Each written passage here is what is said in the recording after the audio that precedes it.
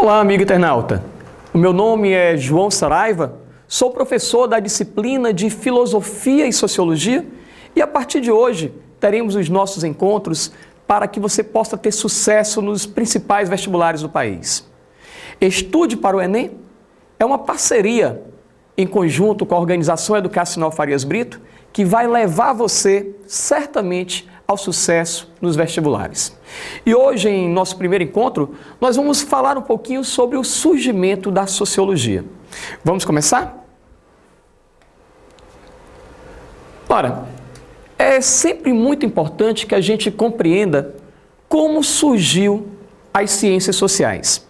Na verdade, muita gente fica em dúvidas, se, por exemplo, a filosofia é uma ciência social, se apenas a sociologia, a antropologia. E, na verdade, o que nós chamamos de ciências sociais é as ciências que foram criadas, que se desenvolveram a partir do momento pós-revolução industrial, pós-revolução francesa, e que fizeram com que elas tivessem um caráter mais científico. O que nós vamos compreender hoje é como foi o desenvolver, o desenrolar desse pensamento ao longo da história. Ora, não poderia ser diferente. Para que a gente possa entender o ponto de partida de todas essas ciências, nós temos que voltar ao contexto da Grécia Antiga, Foi justamente na Grécia que nós podemos dizer que se tomou como um pontapé inicial o estudo para compreender a vida social. Ora, autores como Platão e Aristóteles tiveram obras fundamentais. Platão, com sua obra A República, e Aristóteles, com o livro Política, deram pontapé no que diz respeito à produção literária para que nós pudéssemos entender a preocupação com o social. Na República, Platão ele fala um pouquinho para a gente como deveria ser organizada uma cidade para que nós não tivéssemos distúrbios, problemas de ordem social, de ordem política ou até mesmo econômica. Ele chega a ser tão minucioso nessa sua obra-prima, nesse livro, que é o mesmo livro que traz, por exemplo, o mito da caverna, a história do anel de Giges, Ele entra em tantos detalhes que ele chega a dizer que uma população, para ser bem governada, não poderia ultrapassar um limite, por exemplo, de 3.000 habitantes. E dizer que hoje uma cidade como São Paulo possui praticamente 30 milhões de habitantes. Então, era um contexto que nós temos que entender do período em que Platão redigiu a sua obra-prima. O nosso amigo Aristóteles, discípulo de Platão, em sua obra Política, ele discorda um pouco de seu mestre. E ele diz que, como política é uma estrutura em que o poder está sempre se relacionando um com o outro, seria inevitável as crises e os debates políticos. É importante que se diga que quem cunhou essa termologia política, esse nome tão amado e tão odiado nos tempos modernos, foi justamente a figura de Aristóteles. Ele que dizia que o homem era um animal político. Mas a discussão sobre o pensamento social não fica por aí. Nós podemos chegar até a Idade Média, período que muitos chamam de Idade das Trevas e até se esquece que apesar dessas trevas todas, muita coisa evoluiu. E o pensamento não ficou preso também na Idade Média. Esse período marcado pelo domínio do pensamento cristão, tiveram figuras importantes que se preocuparam com a temática social. Os chamados doutores da igreja, Santo Tomás de Aquino e Santo Agostinho, são dois desses nomes que a filosofia costuma lembrar. O nosso amigo Santo Agostinho, na obra A Cidade de Deus, e aí vem, não confunda você essa obra com aquela produção nacional, A Cidade de Deus. Na verdade, A Cidade de Deus, de Agostinho, é uma obra de cunho social e cristão, onde ele alerta que o cristão deve se preocupar em construir esse reino de Deus, essa cidade almejada desde já. Ele, inclusive, se aproveita um pouco das ideias de Platão, a construção do conceito de mundo ideal e mundo real para construir esse seu conceito de cidade de Deus. Para ele, nós só teríamos no mundo real essa cidade se a gente trouxesse o nosso sonho, a nossa utopia para a nossa realidade. Ora, evoluindo um pouco mais na construção desse conhecimento, nós vamos chegar ao momento em que a Idade Moderna nos traz o pensamento renascentista. No Renascimento, a substituição da visão sacra para uma visão mais racional leva o homem a um novo enfoque social. O homem se torna o grande agente social e histórico. É um momento que pessoas que, digamos assim, historiadores, sociólogos atuais, né, dentro da nossa concepção atual de sociologia, pessoas que analisam a temática social, passam a alertar o homem para a problemática social. Dentre essas figuras históricas, nós podemos falar de Jean-Jacques Rousseau, o autor da célebre frase que diz que o homem nasce bom, mas o seu convívio em sociedade faz com que ele se corrompa. Ora, Rousseau, ele diz isso se contrapondo, inclusive, ao pensamento hobbesiano de que o homem é o lobo do homem. A partir dessa compreensão de que o homem não nasce ruim, na verdade, a sua natureza é positiva e é justamente a estrutura social, a estrutura institucional que o corrompe, que nós vamos ter, né, o desenvolver de um pensamento social a partir de Rousseau. Ele que também afirmava que o verdadeiro poder emanava do povo.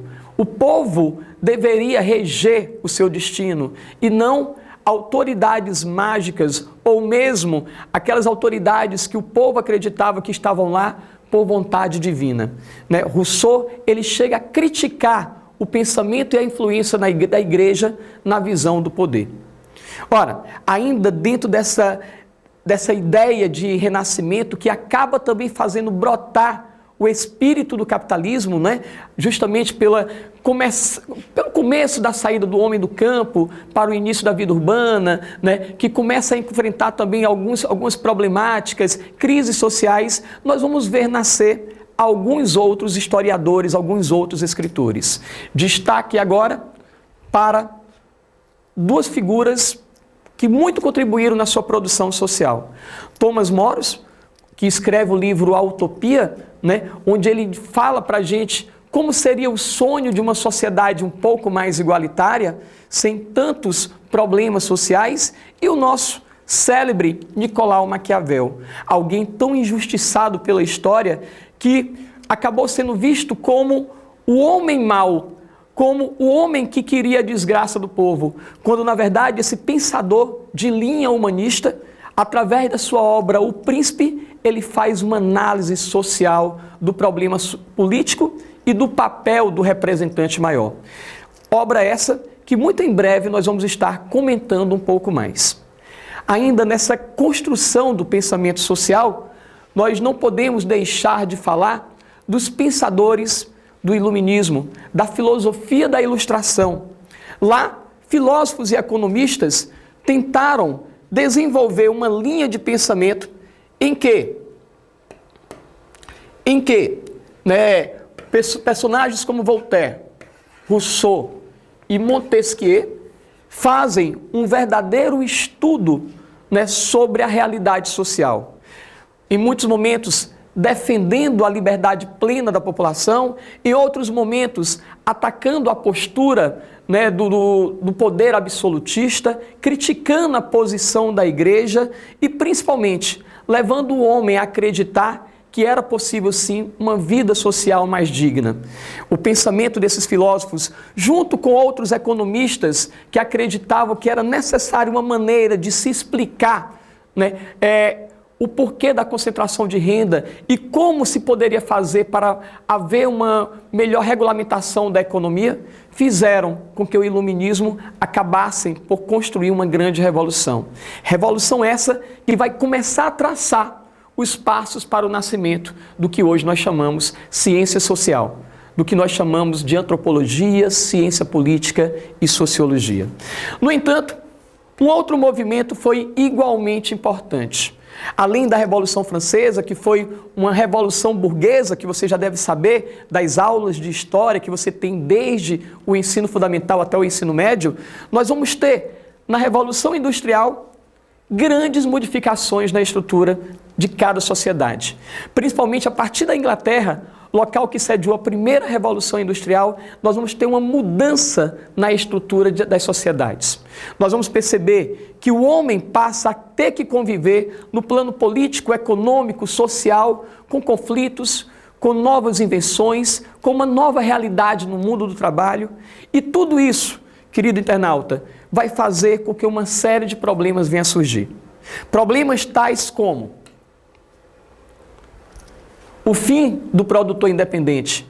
A partir do momento que eu não tenho mais aquela quantidade de pessoas que dependiam da vida no feudo, a partir do momento que o trabalhador rural ele passa agora a querer se emancipar, quer querer deixar de ser servo, quer viver agora de uma maneira mais digna na cidade, o sonho de buscar uma melhor qualidade de vida nas metrópoles urbanas que começavam a surgir, faz com que se desencadeie uma série de problemas. Primeiro, o êxodo rural, ele ocorre de uma maneira um tanto quanto intensa. As cidades não têm condição para receber tanta gente. A explosão demográfica acaba, de alguma maneira, gerando um processo de proletarização. O trabalhador ele passa a não ter condições de desenvolver um trabalho da maneira como ele queria. As empresas não têm como oferecer tanto trabalho. E muitos dos que deixaram o feudo não podem mais deixar, né, a vida que ele abandonou e não pode mais voltar para lá para tentar recomeçar. É importante que se diga que a miséria, né, é importante que se diga que as doenças ocasionadas muitas vezes pelo fato, né, deles não terem uma grande estrutura social, fez, né, com que a prostituição, o desespero que acabou acarretando suicídios, o alcoolismo e muita violência, acabasse por desenvolver, né, uma necessidade de se estudar esses fenômenos.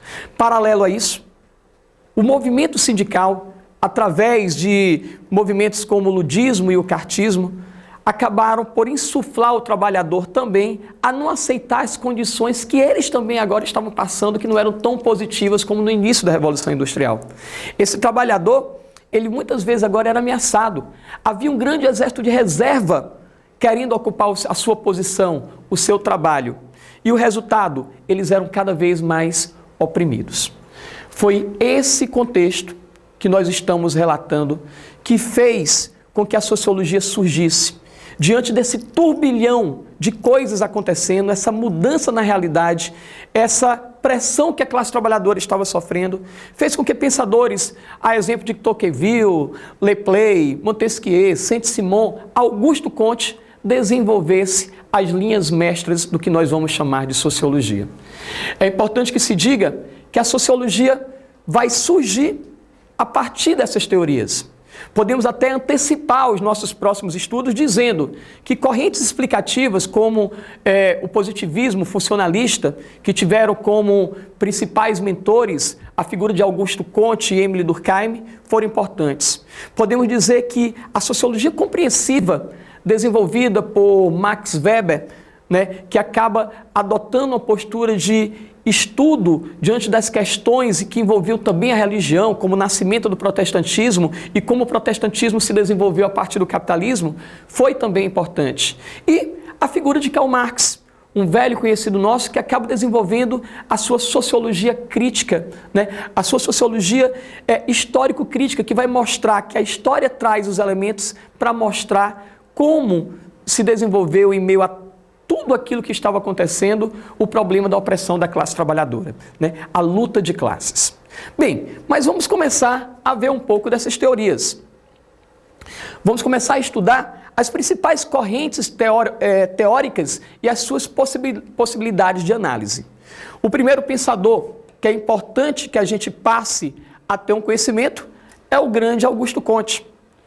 Augusto Comte, que foi um francês de nome grande, né, que foi discípulo de um dos maiores pensadores franceses, que também influenciou o pensamento de Marx, Saint-Simon, né, ele acabou por desenvolver um interesse bem interessante pelas ciências sociais. Ele que era muito próximo das ciências exatas, que fazia análises muitas vezes físicas das questões sociais, a partir do que ele chamava de estática e dinâmica, mostrando que as sociedades dinâmicas tinham melhores condições de se desenvolver do que aquelas que estavam presas em valores culturais que se ultrapassavam, acaba se tornando o primeiro dos cientistas sociais. Na verdade, ele ainda não foi capaz de gerar um método de análise refinada da sociedade. No entanto, através do seu pensamento positivista, esse pensamento que passa a atribuir uma importância grande ao método para uma análise social, para uma análise científica, ele acaba desenvolvendo os primeiros passos para o que hoje nós chamamos de sociologia. É importante que a gente lembre que o positivismo de Comte, ele era centrado em um tripé.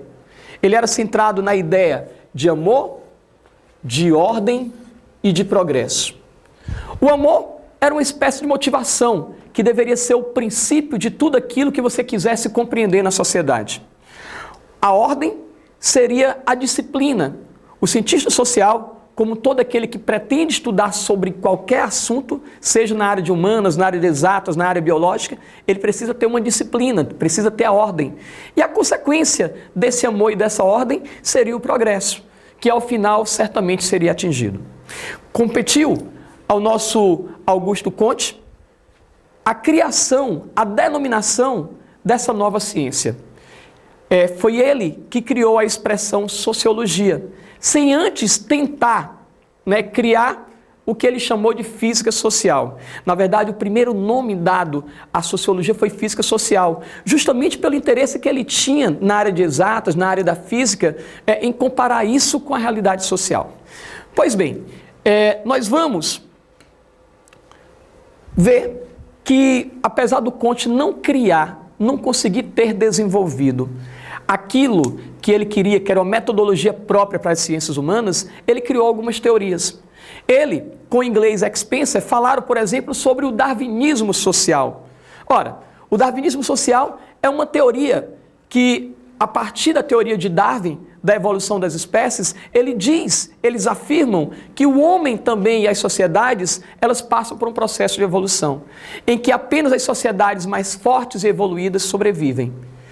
Talvez esse pensamento, um tanto quanto, digamos assim, tendencioso e talvez até preconceituoso, fez com que nascessem posturas etnocêntricas, fez com que, por exemplo, o povo alemão se achasse um povo superior e tivesse motivos, por exemplo, para escravizar judeus, homossexuais, negros, deficientes e tantos outros. A ideia do arianismo, ela está presente, a partir da concepção de darwinismo social.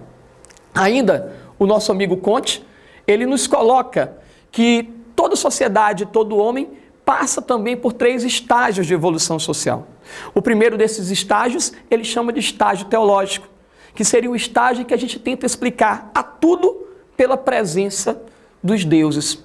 Seria o estágio em que se encontrava a Grécia, no início do pensamento social, em que tudo era explicado através dos mitos.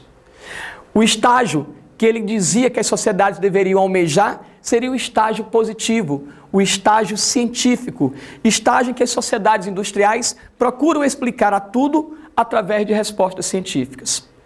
E, no meio desses 2 estágios, se vindo de transição, nós vamos encontrar o estágio metafísico.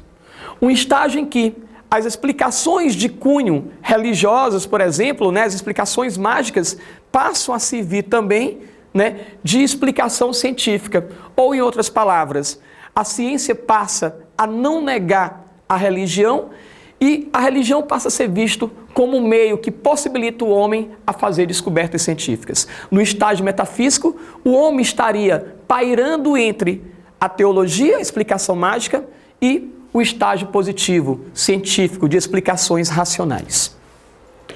No entanto, o pensamento positivista de Augusto Comte sofreu muitas críticas. Dentre essas críticas, nós podemos citar a ideia de que a ciência ela é ideológica. Uma vez que você possui, que você detém um conhecimento científico, você também pode manipular, você também pode fazer suas construções e interpretações. E muitas vezes você pode ventilar uma ideia que não é a correta, mas que pelo fato de você não conhecer a ciência, você a acaba aceitando. Uma outra crítica também que foi feita ao modelo positivista, ao cientificismo de Comte, foi que dessa maneira a ciência poderia ser vista como uma religião. E as pessoas passariam a só acreditar naquilo que pudesse ser provado de maneira científica. E a gente sabe que muitos dos nossos conhecimentos nasceram do senso comum, nasceram do conhecimento religioso, nasceram de uma análise a partir de uma realidade em que você está inserido. E nem por isso, por não ser provado de maneira científica, aquele conhecimento deixa de acontecer, deixa de ser válido. Ora, o pensamento de Kant foi um pensamento importante, mas nós não podemos esquecer também de um outro pensador que criou justamente aquilo que o Kant se propôs, mas não conseguiu encontrar o caminho. Coube a um outro francês, Émile Durkheim, a criar uma metodologia para que a sociologia pudesse ser estudada de maneira técnica, de maneira rigorosa. Foi ele que propôs as primeiras regras de observação e de investigação. Ele criou o que ficou conhecido como fato social. E aí, querido internauta, se em alguma prova você encontrar alguma referência sobre a teoria de fato social, lembre-se, é uma teoria de Émile Durkheim. É uma teoria que nos leva a perceber problemas de ordem genérica, de ordem social, que acabam influenciando a toda a sociedade. Ora, um fato social é um acontecimento que acaba interferindo na dimensão moral, na dimensão religiosa, na dimensão econômico-financeira, na dimensão cultural. Problemas que atingem a toda uma sociedade podem e devem ser estudados para efeito de compreensão da sociedade. Logo, os fatos sociais, eles passariam a ter o poder coercitivo, o poder da exterioridade e o poder da generalidade. Entendendo que a coerção é aquilo que um acontecimento nos força a fazer, sob pena de você ser penalizado através das sanções sociais, né? A exterioridade seria aquilo que é maior do que o indivíduo, que existe independente da vontade dele, e a generalidade é mostrar que determinados acontecimentos não escolhem sexo, não escolhem idade. Isso seria o fato social. A violência, por exemplo, poderia ser estudada, né, diante de suas diversas maneiras como fato social.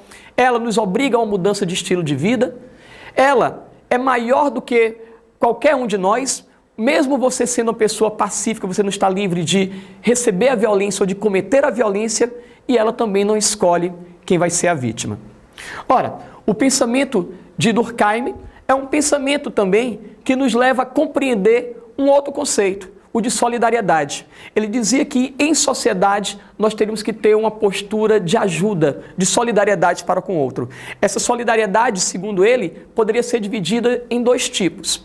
A solidariedade mecânica, que era própria das sociedades primitivas, em que as pessoas se ajudavam de uma maneira automática, de uma maneira natural, por todos pertencerem à mesma realidade, não havia distinção de trabalho, não havia quem fosse melhor do que alguém. E havia a solidariedade que ele chamava de orgânica, própria das sociedades industriais. Nela, a solidariedade se dá devido ao interesse e devido à necessidade que você tem do outro. Esse tipo de solidariedade acaba levando o homem a uma situação de coesão. Independente de ser a solidariedade orgânica ou a mecânica, se nós estamos nos ajudando, nós vamos ter uma certa coesão social. Ora, essa coesão social, ela também é construída a partir de uma consciência que ele também acaba dividindo entre a individual e a coletiva, onde a consciência coletiva, ela passa a ser a primeira consciência da qual nós fazemos parte, nós passamos a ter. A consciência coletiva é aquela consciência que nós assimilamos no nosso processo de crescimento e tomada de consciência. Ao nascermos, a sociedade já existe. Os seus valores já existem e eles são introjetados em cada um de nós. Enquanto que a consciência individual é a consciência que nós passamos a ter quando nós já passamos a pensar por si só, quando nós já somos dotados de uma consciência crítica. Nós somos até capazes de questionar a consciência coletiva a partir daquilo que nós achamos que é o correto. Nosso querido Durkheim também, ele foi responsável por muitas observações no campo das ciências sociais. Por exemplo, em sua obra-prima, As Regras do Método Sociológico, ele nos afirma que o cientista social tem que estudar os temas que dizem respeito à sociedade, mantendo uma certa neutralidade científica. Ele nos diz que o cientista social ele tem que manter uma certa distância do seu objeto de estudo, para que ele não coloque naquilo que ele estuda uma carga emotiva, né? E se distancie do que se propõe às ciências sociais, que é estudar os problemas de uma maneira racional. O nosso amigo Durkheim ele diz ainda que a sociedade tem que ser estudada de uma maneira como se a sociedade fosse um organismo vivo. Na verdade, ele utilizava a expressão organismo social. As sociedades têm vida própria e tem que ser respeitada a sua cultura e o seu contexto em que ela está vivendo uma determinada problemática. E ele diz mais, de maneira até pretensiosa, compete ao cientista social encontrar a solução para os problemas que ele detecta na sociedade. Não basta estudar essas problemáticas, é importante que ele encontre a cura. Logo, o cientista social vai ser um pouco médico. Ora, estamos chegando na nossa parte final de conhecimento sobre Durkheim. Durkheim ele disse que as sociedades têm que ser estudadas pelo sociólogo como se ele fosse um médico, porque em muitas situações ela não se encontra em seu estado normal, e sim em um estado patológico. As sociedades em estado normais seriam aquelas em que a sociedade ela reflete os valores de uma maneira comum, em que ninguém questiona e aceita tudo de maneira normal, sem que esses valores venham atrapalhar a vida de ninguém. No entanto, quando uma sociedade ela passa a ter esses valores corrompidos, deteriorados, quando a gente começa a perceber que aquilo que a gente aprendeu como certo não vale mais para a nossa sociedade, é sinal de que essa sociedade ela está vivendo uma patologia. Nós estamos vivendo um estado patológico. Logo, precisa de uma intervenção sociológica. Logo, é necessário que se estude essas problemáticas. Ora, para finalizar, a sociologia de Émile Durkheim é uma sociologia funcionalista. Uma vez que você entende como funciona a sociedade, uma vez que você compreende que a sociedade é um todo social feito por partes, e se uma dessas suas partes, se ela não estiver bem, o todo também vai ser prejudicado. Se você não entender isso, você não vai entender o porquê da preocupação de Durkheim com determinadas questões sociais, como, por exemplo, a temática do suicídio e até mesmo a questão do casamento. Esses problemas diferem a sociologia de Durkheim, por exemplo, para a sociologia crítica de Marx. Ora, ambos são contemporâneos. No entanto, Durkheim, o que é que ele diz sobre a teoria crítica de Marx? Ele diz que os problemas da sociedade não são de ordem econômica, e sim de ordem moral. É necessário que a sociedade seja reconstruída naquilo que é mais importante, que seria a sua concepção do que é certo e do que é errado. Mas nós vamos falar ainda, nas próximas aulas, de outras teorias importantes. Na próxima aula de sociologia, por exemplo, nós traremos até aqui a concepção weberiana e marxista para os problemas sociais. Até breve. Agora, com certeza, você vai passar no Enem. Agora, eu passo no Enem em parceria aí com o Colégio Farias Brito.